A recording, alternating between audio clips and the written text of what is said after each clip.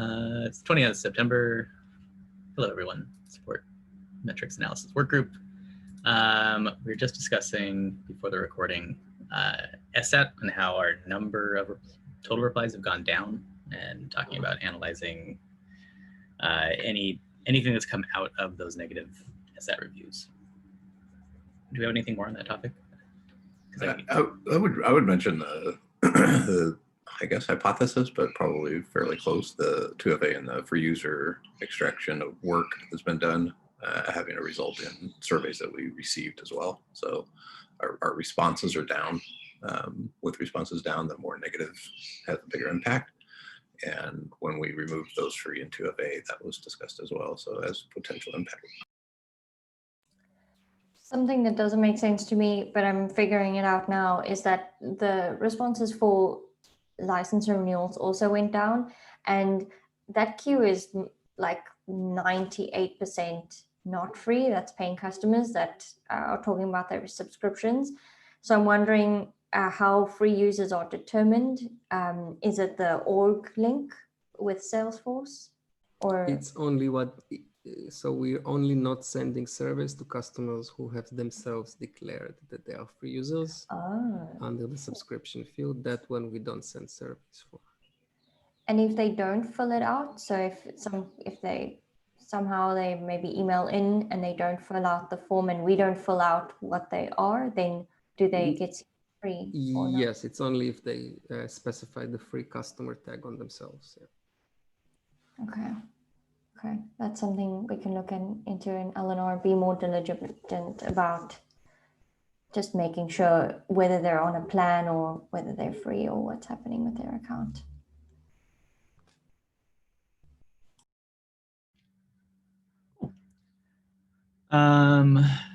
Ilya, can I, for the recording, could I have you go through the metrics one more time? Sorry. Yeah, of course. Yeah, of course. Showing my screen. So FRT looks to be increasing. Shared effort between all of us on lnr.com and self-managed. You can see it also for self-managed. It's been steadily going up. .com is also looking great. I know, like I said, our support crew has been really helpful as well. I know in other regions there are other efforts. Same with LNR. Seems to be doing very well for FRT, for NRT. We do have a kind of a stabilization around 90% for SSAT, and in total for the month of September we had so far 90%. That's kind of the end of the month. That's probably where we're gonna stand. I just pointed out that the amount of replies that we received was 444, which is 15% of our ticket volume. Typically we get a significantly higher response rate. But that being said, like we've discussed, removing the free customer tickets and the 2FAs from getting those surveys did lower our percentage, increasing the ratio of poor replies compared to rated replies. Taking probably is the reason why we are kind of sliding a little bit forward in this month. Great, thank you. Hypotheses above. I had a outstanding one on number 6. Other than that, I think we're all closed. Number 6 was FRT Ox are spending more time on needs org tickets, and that's causing a dip in performance. I put a note in there, and I'm going to leave it to you all, but I think this one, while interesting, is maybe not worth spending a lot of time on, given that we've kind of isolated the problem to, isolated the overall dip in performance to coming largely from the SAS queues. The needs org problem there is just, it's different. And then we're also, like Jason has spent a lot of time this quarter reducing that. So I think it's worth taking a look at someday, but I don't know if it's worth spending a lot of time in this group. How say you? Yeah, I agree. I think we give a month or two for Jason's efforts to kind of take hold and see if it's impacting the Hawks work at all. Any dissenting opinions? Oh, Okey-doke. Number 9, I opened up, and I'll present right now. That was one that came out of the work that Ilya and I did. Did I share the right screen? Are you seeing? What are you seeing right now? The issue with the graphics. Yeah. Okay. Good. Normally there's a little green bar around my screen, and I get scared when it's not there. So the hypothesis is that SaaS tickets have gotten harder. And so Ilya and I observed that the volume has been relatively steady over the past 12 months, but the median TTR, if you compare self-managed, slightly down over the year, maybe unchanged, you could argue. Whereas the SaaS queue is definitely trending up. Requester wait time and self-managed, arguably pretty flat, maybe slightly down. And SaaS gone very up. And so we asked the question, like, support engineers working SaaS queue, have tickets gotten harder? And so Cynthia put together like a nice thing you can read that's linked here. But I pulled out a few points. One was Kubernetes. And so I was asking the question, like, what's the growth in the number of integrated clusters? The idea being, if we have more clusters connected to GitLab, then there's likely more tickets related to Kubernetes. And so I took a look at the total number of clusters, which over the past year has gone up quite a lot. And then just the number of clusters per month, which on average were also increasing. So I think that's probably not the best way of measuring. Like, we could actually take a look at the actual open tickets, but I thought it was interesting. The other thing that Cynthia was talking about was package registry. And so that kind of got me questioning usage of package registry. And I just took a look at the number of packages stored on .com, also trying to just roughly gauge the likelihood of somebody opening a ticket about a package. And so this is also kind of interesting. It was interesting seeing this line kind of going steady, and then 12.8 hits, and suddenly, shoom. And anecdotally, from a few of the support engineers handling the SaaS tickets, I'm hearing NuGet is like the new hotness. That's .NET packages. And we don't have any experts in NuGet right now. The third thing that I kind of pulled out of Cynthia's description was internal requests. And so I was curious if internal requests had increased in volume month over month. And we started the year just over 100, got up to 250. And so there is an upward trend. This is, I think, the noisiest, though, because we had separate repositories, we combined them, we moved things around. And so we also increased the number of people handling these because there's some LNR issues in here now as well. And so it's a little bit hard to draw any kind of conclusion from that. So I don't have any final conclusions about this, but I would be curious if you have any thoughts of other things to take a look at. I'm curious of the .NET and the packages piece. Do we think that's the quality of that capability, or just the complexity of trying to figure it out perspective? I think it's the complexity. Okay. So what happens, I think, in a lot of these tickets are it's all integrated into how do I make my CI work. And so then that dives into sort of the complexities of .NET, how NuGet builds packages, how they get published. And so it's not just like the package registry. Like, from a quality point of view, I think it's push package is stored, retrieve package. But it's all of the pieces around that package registry in like creating the packages, retrieving them for another stage in the pipeline, and all of those other moving pieces. Okay, so going back and saying that increase at that point in time wouldn't necessarily correlate to new issues being open against package as problem areas. Right? Yeah. Okay. Thanks. But I think that's worth validating, at least by talking to some support folks. Okay. Well, I'm going to just anecdotally bring it up with Mech. I have a meeting with him. We're scheduled a meeting with him today.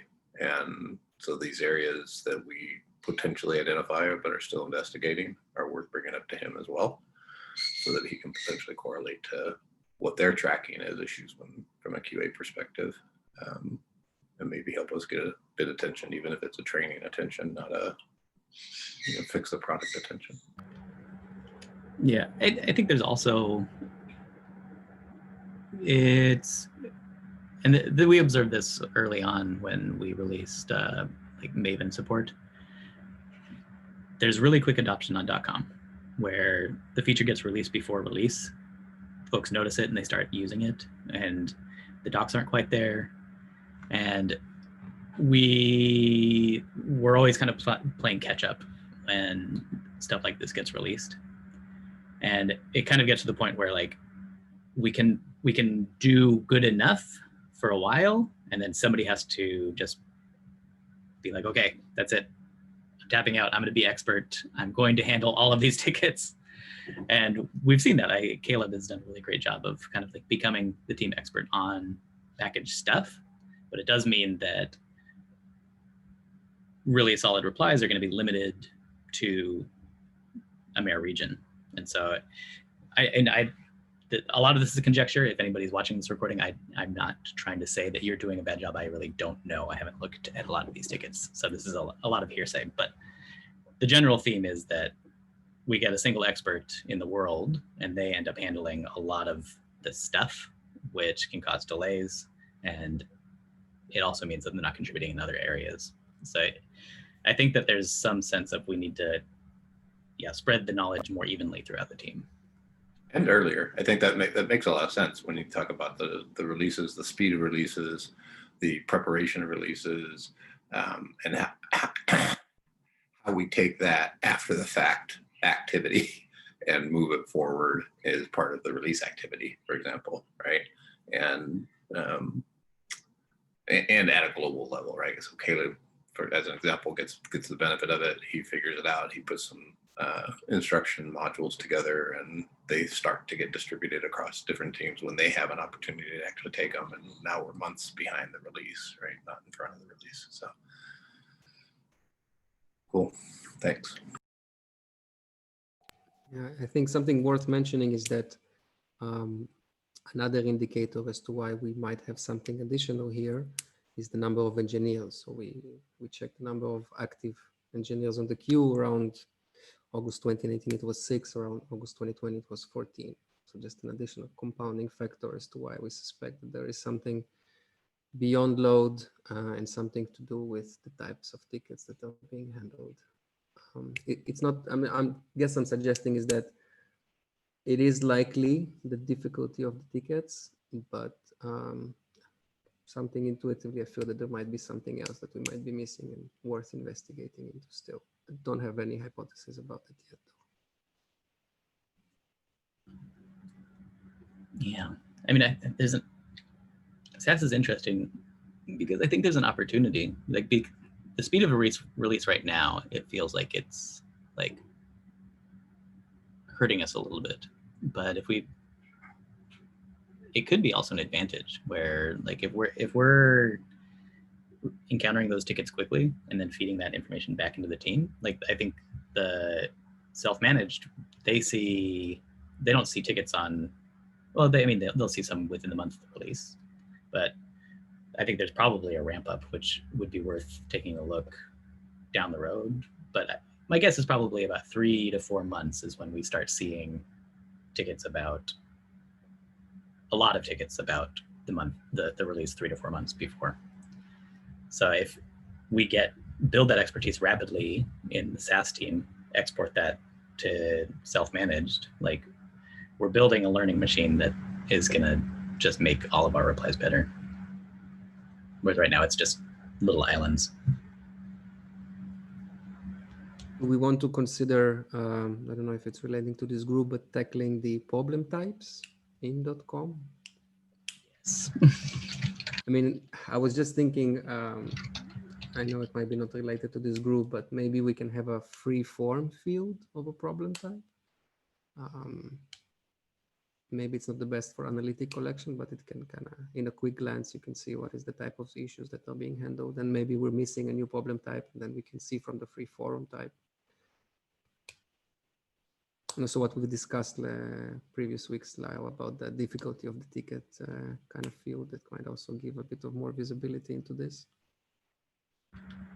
Yeah, one of my far dreams is if we could open up tickets within GitLab, we could capture like the URL where I'm having a problem, and that could help us correlate both to PM as well as to problem type. Where if they're on the merge request page and they're saying I'm getting a 500, then we can say, like, folks who handle merge request page, this is something you might want to take a look at. We know, I don't know. We don't have to talk about that. I want to talk about the other stuff on the agenda though. Sure. The next thing I wanted to talk about is I wanted to spend some time on the exit criteria. We've done a good job of tackling hypotheses. We haven't talked so much about the conditions under which this group reforms or the targets that will trigger actions on part of the support team, including forming this group. I think probably the second one will be the easier one to talk about. So when do we trigger actions? At what point do we, like we talked about like at 2%. Ooh, okay, sorry. I should make notes. I guess the question is, and we talked about this a little bit, at what granularity are we looking at metrics? Like, I don't think we should necessarily, if we're down in the hour, start triggering a global action to take care of like FRT if we're down in the hour. But in the day, in the week, that's kind of my question. What's the granularity we're looking at? My thought is 2 weeks of degradation and over 2% of target, SAT and FRT. I'm not sure I'd be that concerned on NRT, but there may be a longer target on NRT or a more gracious gap that we'd accommodate or allow for. But you know, my view is if we've gone 1 week at 93% FRT and the next week is at 92%, then we'd initiate. If we go 93 first week and 94 the second week, we wouldn't need to initiate because that's just bordering on close to the target, right? Or within that range of acceptability. And so that also means that until we move the needle on the ones that are below that range now, that we continue to push on solutions. So that's my thought. I mean, maybe that needs to be extended or shortened on a time frame, but that's how I would view it. So when do we look? Like paint the picture for me. At what point do we say like, okay, we've looked at the last 2 weeks, and we're down a couple percent, action? I think it's manager syncs. We have the KPI review in the manager syncs, and we should be making the action happen in those syncs when these triggers are reached. Does that make sense? So we're not creating another audit team or whatever else. It's up to managers to make sure that audit, if you will, is happening on a weekly basis and then triggering a work group. Do we want the work group to stay open until we get back to 95% or until we get within the 2% grace? Until we're within the 2%, the group stays open. Okay. Yeah.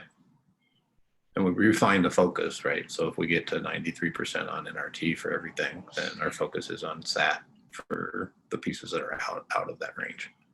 So it kind of narrows the focus. But you know, if we, and whatever it is, I mean, if it's 3%, I'm fine with 3%. Whatever you guys think is the right trigger. It's just the further you get, the more work may need to be done to get back on track, right? So it may be, and that could be the further percentage you allow for as a grace, or the longer time you do a validation of the trend, right? Either way, it could be, if you make them longer, it could be harder to get back on track. Okay, so I mean, this makes sense to me. But what we need is a really easy way to determine the delta in those 2 weeks, where it's like, what it was like today, if I look, we would look at the SWIR dashboard and look at the previous 2 weeks, and is that right? Or is there something easier we could make where it's just like green, red? Good question. I don't know about the green red. I mean, we have the weekly breakout in the data, so, and it's not a percent of some other value. It's absolute, 2% from 95 kind of thing, or 3% from 95. And frankly, I'd be happy if it was we're at 92 CSAT, or sorry, CSAT on a consistent basis, because it's 95 is really hard to achieve in the kind of world we're in. But but again, that's just my thoughts. I mean, I can add, just as an initial iteration, a lower RAF. Let's say we agree on 92%. So there's going to be green line at 95 and let's say red line at 92. But I can try to maybe set up like a big button that says we're over, we're under, and that it would show like a big red, big green, or something like that. That is worth it. Yeah, we are people of limited attention, so we need all the color we can get. I'll put some sounds maybe. I'll work on that. For Eleanor, which is maybe just some context, there's a business fulfillment meeting every week with sales and product and IT, so a bunch of stakeholders coming together, and they used to have a collective target of CSAT 95% for Eleanor, as a measure of whether the teams that do work that impact Eleanor, whether the customers are being served, and as a measure of sort of success for product and sales and IT, because they're linked to the portal. So they use that. They have now sort of switched, or we're switching to a subscriptions to ticket ratio. So seeing how many subscriptions we have and how many tickets we're getting in. So it's switching, but there is still they're still looking at the CSAT. So just from Eleanor perspective, every week there is a focus on what is the CSAT, and when it drops, then there is the question of what happened. So from Eleanor, every week we kind of ask that question, and we look at things every single week, and we have to figure out what happened and why the CSAT dropped or increased. And yeah, because from their perspective, it's not just support, it's a collective effort from all of those teams together. So that's just something to keep in mind for our side. So the question then I think that raises is, do we just exclude L&R from our triggers, and have Donique bring things that come out of that business meeting that are support related to this meeting if a work group exists, or duplicate a view of L&R triggers in our view? Does that make sense? It's early, and I have one coming up.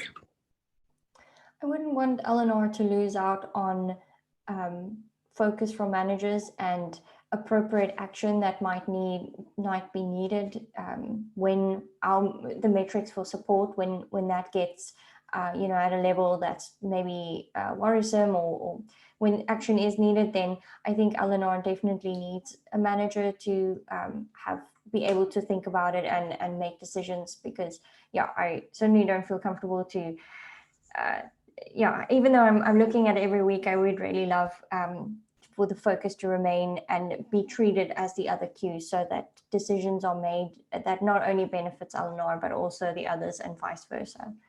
So yeah, I agree. I don't necessarily want to separate it out. I just also don't want to duplicate work or have multiple threads doing the same thing in different teams. So we need to, make sure, hey, if that's already being done, then we can check off, okay, well, we don't need to analyze it. We'll just keep track of it, kind of thing. And not go off and start another thread of, well, I need biz ops to go do these things, or I need sales to do these things when they're already being taken care of in this other business group. So I think we keep it, we'll analyze it, keep the trend identified and from a manager's perspective, and then we can sync back and say, okay, are these already being addressed in a different form?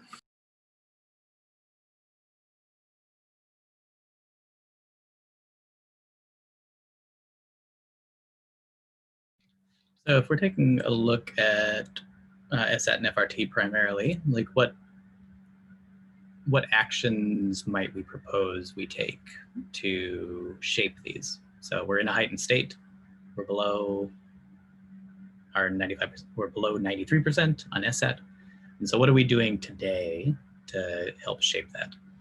It seems like potentially one thing would be like the SAT reviewing manager should be like, rather than us asking, hey, did you notice any trends? They should be actively reporting on that. Like, I agree. I see, activity on, and maybe I'm just missing something somewhere, but what I don't see is an analysis of the trend of that, a summary of the trend of any of the analysis from the managers on a weekly basis, right? I think the attention is getting back to the individual potential customers and trying to satisfy that particular customer to some extent. But if we had a report that maybe we see it, we trigger it, the managers that we're reviewing in those weeks go to the first work group meeting to discuss maybe. But it'd also be great to just have a summary to bring to this meeting.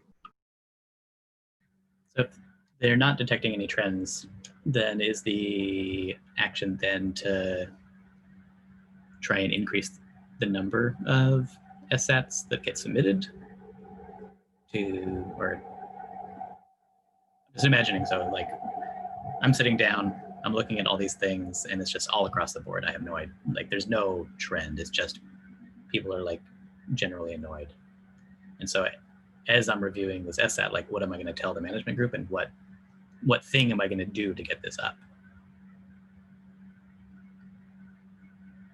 It seems like a thing that might help get it up would be, as we've seen this month, like if we're down to 15%, focusing effort on increasing the number of surveys that get submitted could potentially be an action that would help SAT go up, maybe. Because the idea being that happy people are not clicking the thing, not that unhappy people aren't.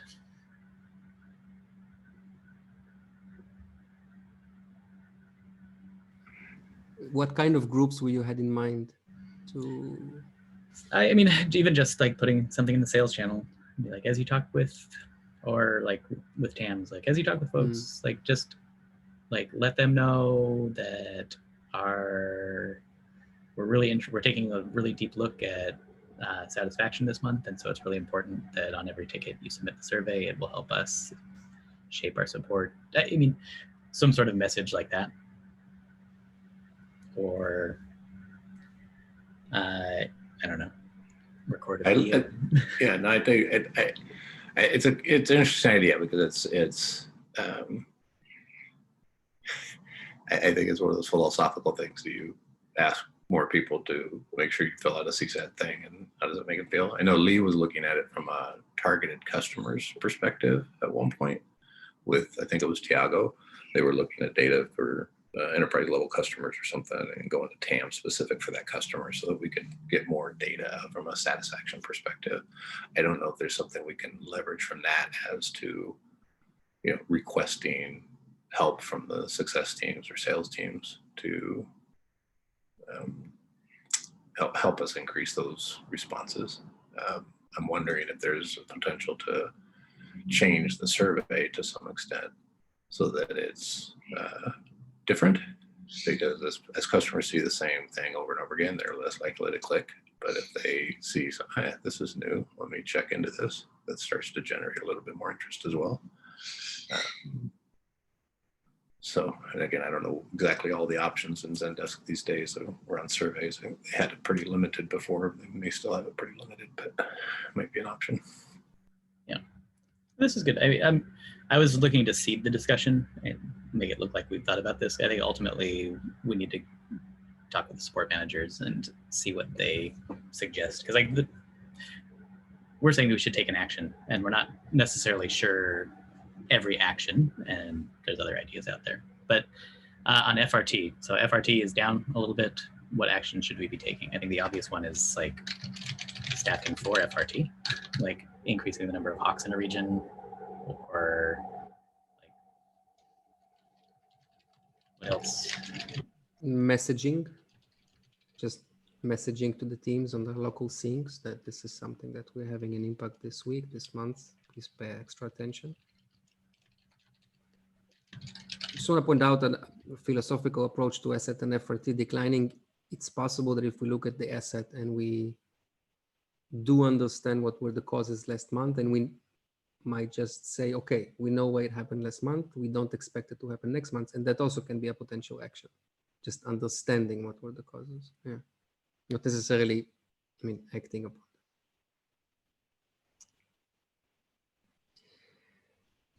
So yeah, I think for FRT specifically is messaging, especially, I mean, when Wei Meng is working on maybe potentially eliminating the hawks in APAC. And so just,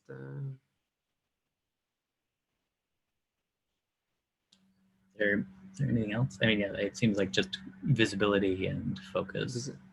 And trying to understand whether we can narrow down where the FRT is specifically. I mean, we try to do that with our hypotheses, but it's possible that there might be, again, something new popping up, a new product causing people to be afraid to pick up the ticket, or some extra PTOs. So potentially all of our hypotheses, I guess, can be temporarily looked at whenever a situation comes up to see if they might be relevant in future events. Yeah, and that's kind of part of the secondary purpose of the hypotheses, is to go through these motions so they can become practice motions. Like if FRT is down and we know like these are the common hypotheses, then we can make it very, very quick analysis where it's like, no, it's not that, none of that, not that, discard. Okay.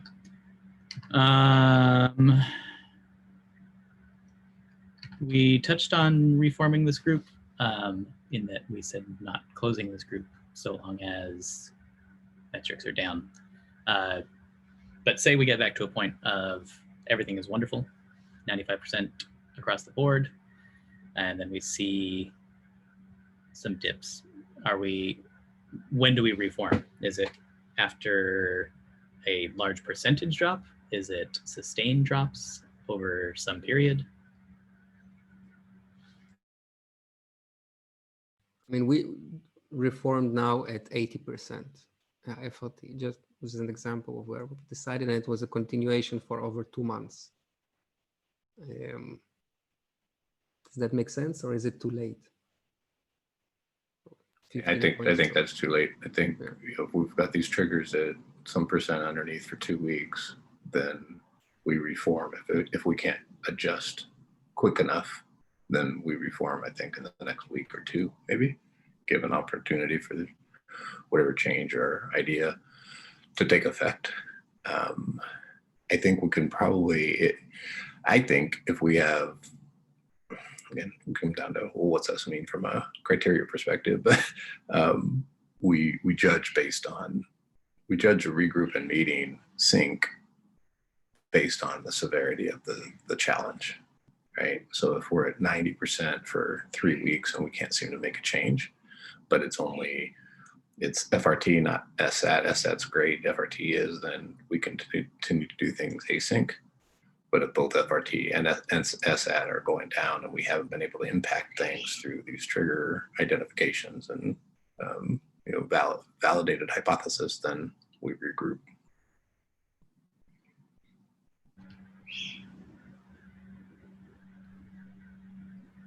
So you're thinking 4 weeks if we haven't been able to reach 93%?